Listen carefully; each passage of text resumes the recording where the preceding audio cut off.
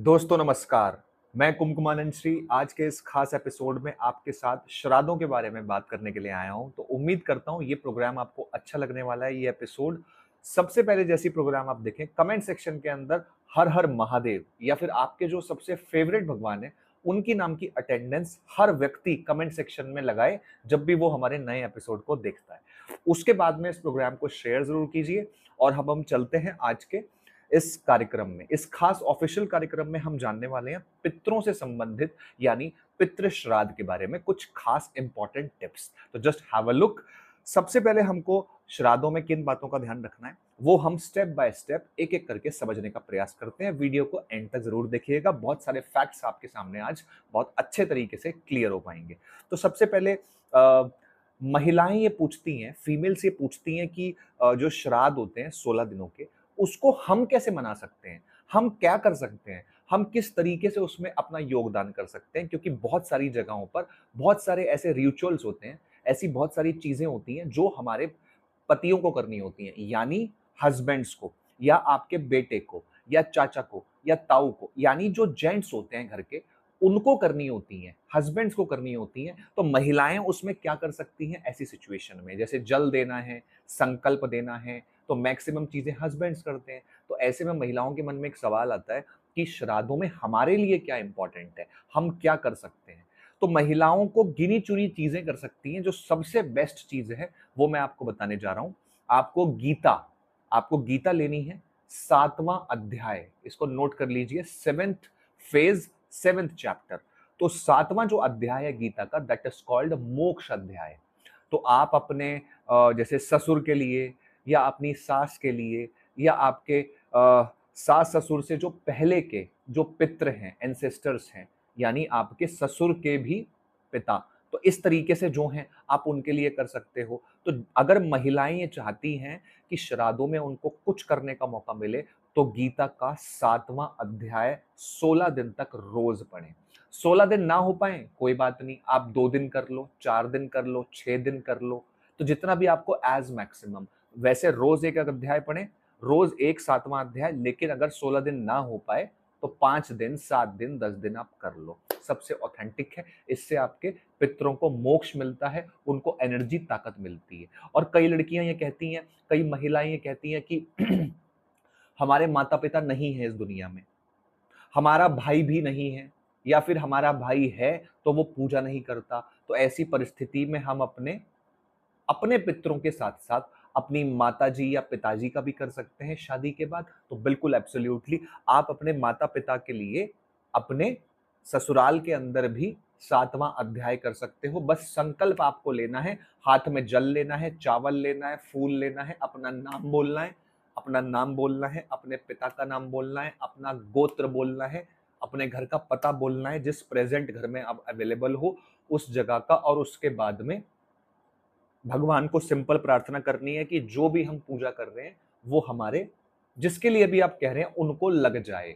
तो ये 7वां अध्याय आप अपने माता पिता के लिए भी और सास ससुर के, मतलब दोनों साइड्स के लोगों के लिए इस तरीके से। एक छोटी सी चीज दोस्तों ध्यान रखनी है, इस बार जो अमावस पड़ रही है 2 अक्टूबर, उस दिन सूर्य ग्रहण भी है। तो सूर्य ग्रहण के लिए तो चलो मैं एक अलग से वीडियो बनाऊंगा आपके लिए प्रॉपरली। तो 2 अक्टूबर के दिन आप एक चीज ध्यान रखना, करोड़ों लोग एक छोटी सी गलती कर सकते हैं, लेकिन करें ना, क्योंकि इस वीडियो को अगर आप देख रहे हैं तो ऐसी गलती करने से बचें। जब भी कोई खास फेस्टिवल आता है दोस्तों, बहुत खास पर्व आता है, तो राहु काल का बहुत ध्यान रखना जरूरी है।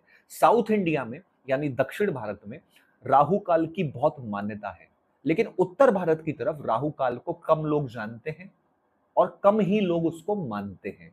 तो इसलिए आपको यह ध्यान रखना है कि 2 अक्टूबर को जिस दिन ग्रहण भी पड़ने वाला है और उस दिन आखिरी अमावस्या है श्राद्धों की, यानी 16वां दिन, जिसको सर्वपित्र अमावस्या कहते हैं, उस दिन राहु काल पड़ रहा है 12 बजे से 1:30 बजे के बीच में, दोपहर को 12 to 1:30 PM। तो 12 बजे से 1:30 के बीच में, और इस यही टाइम होता है दोस्तों जब मैक्सिमम लोग अमावस के दिन अपने पितरों का दान करते हैं, पंडित जी को बुलाते हैं, गाय को खिलाते हैं, कुत्ते को खिलाते हैं, कौए को खिलाते हैं, या फिर जरूरतमंदों को दान। तो सारी चीजें मैक्सिमम इसी टाइम के आसपास ऑलमोस्ट होती हैं, दोपहर के टाइम के पास। इस बार आपको ध्यान रखना है अपने पितरों का सर्वपित्र अमावस्या का 16वें दिन वाला जो श्राद्ध है यानी 2 अक्टूबर का, ये 12 बजे से पहले करना है। बहुत पहले मत कर लेना कि 9 बजे ही कर लो, इसका भी एक टाइम होता है स्पेसिफिकली। पितरों का दान पूजन वैसे तो तकरीबन 11:30 बजे के बाद ही करना चाहिए, और 12:30 1 बजे के बीच में, ये बिल्कुल परफेक्ट टाइम है। लेकिन इस बार क्या हो रहा है, इस बार श्राद्धों में जो अमावस्या पड़ रही है उस दिन राहु काल दोपहर को पड़ रहा है, 12 बजे से 1:30 तक। तो ऐसी परिस्थिति में या तो आप 12 बजे से पहले कर लें, 10:30, 11, 11:30, पौने 12 तक, या फिर 1:30 के बाद करें।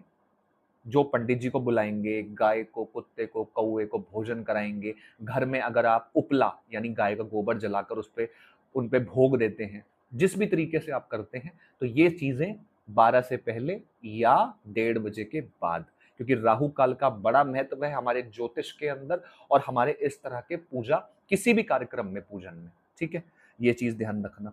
एक चीज और ध्यान रखना, श्राद्धों के दिनों में अगर आपको अपने पितरों का पूजन करना है, उनकी तिथि है, उस दिन आप कुछ भी उनके नाम का पूजन करना चाहते हो, हवन करना चाहते हो, कुछ भी, तो एक कुश का आसन खरीद लेना। श्राद्धों में कुश के आसन पर बैठकर पितरों की पूजा बड़ी ऑथेंटिक होती है। ठीक है, एक चीज और ध्यान रखना, आपको जो भी पंडित जी बुलाने हैं अपने घर में अपने पितरों के लिए, जब उनकी तिथि आएगी। अच्छा, पहले मैं एक चीज बता दूं, लोग कहते हैं कि जो हमारे पितर हैं उनकी तिथि पर हम उनको पंडित जी को बुलाएं या फिर अमावस के दिन बुलाएं। दोस्तों देखो क्या होता है, अगर आपको तिथि पता है अपने पितरों की आपको तिथि पता है, तो उस दिन आप पंडित जी को बुलाकर पूजन करवा लें। ठीक है, लेकिन आपको अमावस वाले दिन, अंतिम दिन भी पंडित जी को बुलाना ही पड़ेगा। क्यों? क्योंकि आपने अपने एक या दो पितरों की तिथि, जो तिथि आती है उस दिन आपने पंडित जी को बुला के करा दिया, लेकिन आपके पितर तो बहुत पीढ़ी पहले के हैं, तो सारे पितरों का कॉम्बिनेशन किस दिन होगा? आखिरी दिन, 2 अक्टूबर, अमावस्या। Make sure. तो इसलिए आप अपने तिथि पर अगर पंडित जी को बुलाना चाहते हैं, उनके हाथ से पूजन कराना, साथ में आपको अमावस पर भी बुलाना पड़ेगा। मेक श्योर, इस बार थोड़ा ध्यान रखना। ठीक है, ये चीज आपको ध्यान। अच्छा, एक चीज और, आप पंडित जी को जो भी चीजें दान करेंगे उनमें एक चीज जरूर होगी, कुश का आसन। आप कुश के 2 आसन मंगवाना, एक कुश का आसन मंगवाना पंडित जी के लिए, और पंडित जी के साथ में अगर उनकी धर्मपत्नी आ रही है या फिर कोई और महिला आ रही है, जोड़े से बुलाया जाता है, हमेशा ध्यान रखना अपने पितरों के जो भी पूजन है, भोजन है, उसके लिए। तो 2 कुश के आसन उसी पर बिठा के उन्हें भोजन करवाना, उसके बाद वही फोल्ड करके उन्हें दे देना। ठीक है, ये चीज भी आप ध्यान रखना। एक चीज और, आप ना 16 रुमाल खरीद लो, 16 दिन के 16 रुमाल, एक हैंकी रोज आप किसी, आपके मोहल्ले में कोई भी सफाई कर्मचारी है, या कोई भी स्ट्रीट पर व्यक्ति मिलता है, कोई लेबर मिलता है, कोई भी एक व्यक्ति, आप उसको एक सफेद रंग का ही देना। क्योंकि कहते हैं कि जब आदमी की मृत्यु होती है तो अंत में जो कपड़ा उस पे चढ़ाते हैं लोग, आपने देखा होगा किसी डेड बॉडी पर चढ़ाते हैं कपड़ा, शॉल, तो यानी वो अंतिम एज अ कफन होता है। तो जो हैंकी होता है, रुमाल होता है, वो भी एक कपड़े का ही स्वरूप होता है और थोड़ा सा सस्ता भी होता है। सारे साइंटिफिक एंगल्स को जोड़ के भी देखना है, तो आप ना उतने रुमाल मंगवा लो 16, और मान लो आपने 16 नहीं भी दान करने तो 12 मंगवा लो, 11 मंगवा लो, जितने भी ज्यादा से ज्यादा हैंकी आप दान कर सकते हैं एक कपड़े के स्वरूप में, क्योंकि पितरों के दान में कपड़े का बड़ा महत्व है। क्योंकि मैंने बताया ना, कपड़ा अंतिम होता है जो आदमी की बॉडी के साथ में चढ़ता है, और कुछ नहीं चढ़ता एंड टाइम पर। जितने भी पैसे हैं, हीरे जवाहरात, तो लास्ट में एक कपड़ा जरूर चढ़ता है, दैट इज कॉल्ड कफन। तो जो भी होता है इस तरीके से, तो इसका हमको ध्यान रखना है। तो एक हैंकी रोज किसी भी जरूरतमंद को, सफेद रंग का, क्योंकि पितरों के लिए सफेद रंग ही अप्रोप्रिएट होता है।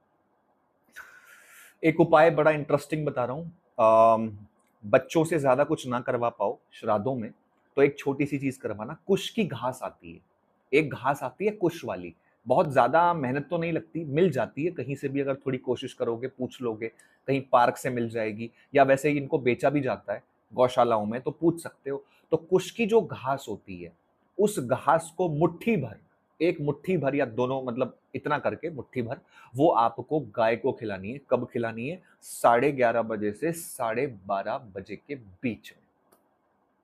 16 दिन कंटिन्यू कुश की घास।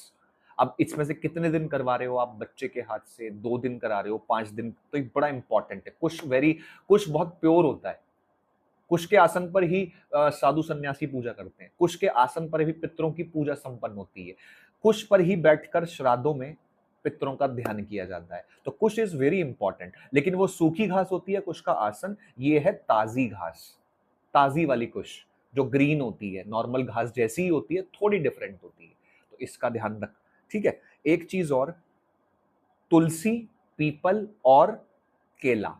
तुलसी, पीपल और केला, ये 3 पौधे या 3 वृक्ष आप अगर लगा सकते हैं इन 16 दिनों में, तो इट्स वेरी ऑस्पिशियस फॉर तुलसी। तुलसी मतलब विष्णु जी, विष्णु जी और माँ तुलसी, आप जानते हैं स्टोरी। पीपल, विष्णु जी, क्योंकि उसमें वास है उनका। केला, of course again Vishnu ji. तुलसी, पीपल, केला, ये तीनों विष्णु जी के ही कहीं ना कहीं इर्द गिर्द वृक्ष घूमते हैं। और सारा जो पितृपक्ष है is connected to lord Narayan, यानी भगवान श्री विष्णु जी। तो ये 3 पौधे या 3 पेड़ अपने बच्चों के हाथ से या पूरे परिवार के हाथ से आप शेव नहीं करनी, बाल नहीं बनवाने, नेल्स नहीं काटने, ये कैजुअल है, इसकी बात हम नहीं करेंगे। ठीक है। तो उम्मीद है मैंने बेसिक्स आपको बता दी हैं श्राद्धों के। कुछ कमेंट्स हो तो जरूर डालें कमेंट सेक्शन के अंदर, कुछ प्रश्न हो तो कौन से शहर से प्रोग्राम देखते हैं ये भी डालें, और जो कुछ कंफ्यूजन हो सारे कमेंट सेक्शन में प्रश्न डाल दो। मेरी टीम और मैं मिलके आपको हमेशा की तरह जवाब देंगे। और अगला एपिसोड आएगा कल परसों में, उसमें और भी इंटरेस्टिंग बेसिक्स बता दिए आपको श्राद्धों में। अब इसके बाद एडवांस वर्जन देंगे आपको, और तीसरे एपिसोड में फिर आपको उससे और ज्यादा मोर एडवांस देंगे। तो यहां से आप शुरू कर सकते हैं इस कार्यक्रम को। उम्मीद है पसंद आया होगा, और प्रोग्राम को शेयर करें ज्यादा से ज्यादा, और दिए गए नंबर पर आप अपनी अपॉइंटमेंट्स भी बुक करा सकते हैं, जिन्हें अपने बच्चों के हॉरोस्कोप्स, कुंडली वगैरह चेक करानी है, या मैरिजेस का मैच मेक कराना है, या कोई भी शुभ मुहूर्त निकलवाना है अपनी फैमिली से रिलेटेड कार्यों के लिए। तो मैं कुमकुमानंद श्री दिल्ली के स्टूडियो से आप कार्यक्रम देख रहे थे। अगले वीडियो में आपसे और सारी चीजें जानेंगे हम पितरों के बारे में, और थोड़े एडवांस लेवल के उपायों को भी जानेंगे। तो कमेंट सेक्शन में अपनी हाजिरी लगाना ना भूलें और क्वेश्चन जरूर पूछें। अगले वीडियो में आपसे बहुत जल्दी मुलाकात करता हूं। मैं Kumkumanand Shri, thank you so much. सभी को राधे राधे।